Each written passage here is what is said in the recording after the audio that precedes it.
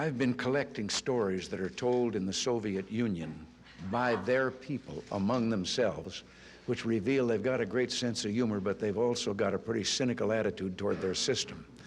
And I told this one, Bill, you'll have to hear it again. I told it in the car. I didn't tell this one to Gorbachev. You know, there's a 10-year delay in the Soviet Union of delivery of an automobile. And only 1 out of 7 families in the Soviet Union own automobiles. There's a 10-year wait. And you go through quite a process when you're ready to buy, and then you put up the money in advance.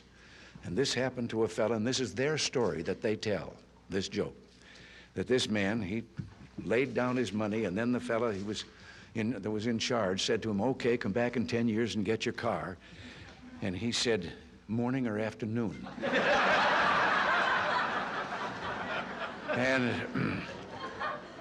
And the fellow behind the counter said, well, 10 years from now, what difference does it make? And he said, well, the plumber's coming in the morning.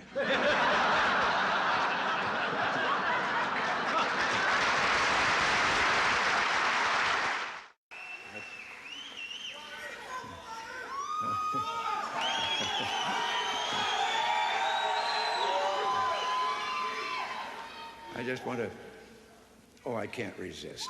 I'm supposed to quit right here. But, oh yes.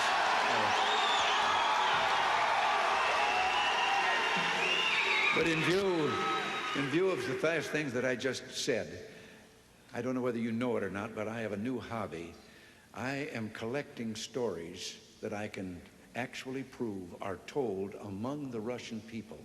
They make them up themselves, they tell them between themselves, reveals they got a great sense of humor, and they've also got a little cynical attitude about things in their country. And one of these stories, the one I'm going to tell you, I told to General Secretary Gorbachev, and he laughed. The story was an American and a Russian arguing about their two countries, and the American said, look, in my country, I can walk into the Oval Office, I can pound the president's desk and say, Mr. President, I don't like the way you're running our country. And the Russian said, I can do that. The American said, you can? He says, yes. I can go into the Kremlin, to the General Secretary's office, pound his desk and say, Mr. General Secretary, I don't like the way President Reagan's running his country. You know, less than 1 family out of 7 in the Soviet Union owns an automobile.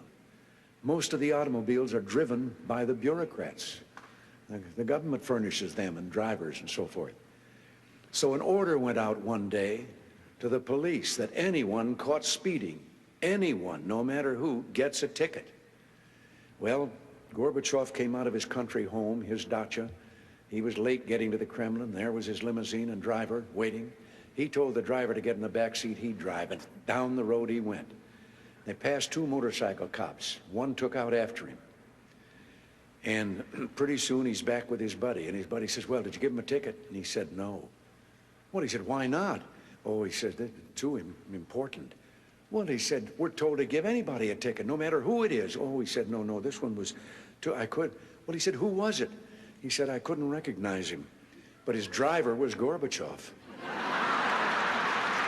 One of the more recent ones that I heard was about the man walking along the street at night, Moscow. Soviet soldier called to him to halt. He started to run. The soldier shot him. And another man said, why did you do that?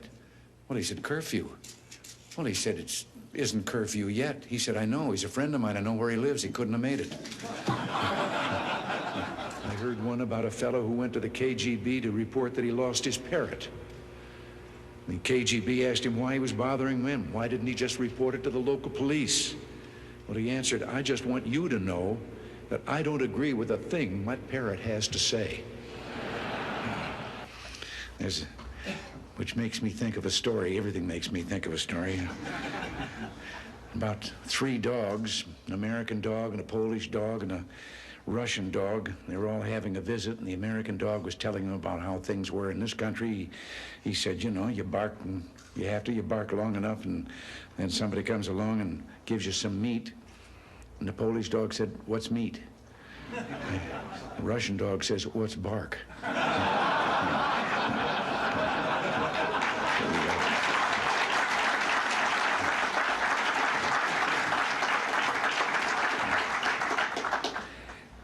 have to interrupt right here and tell you that in one of my visits, I won't name him, I don't want to embarrass him, but one of the heads of state that I met with on this visit, he gave me one while I was on the way.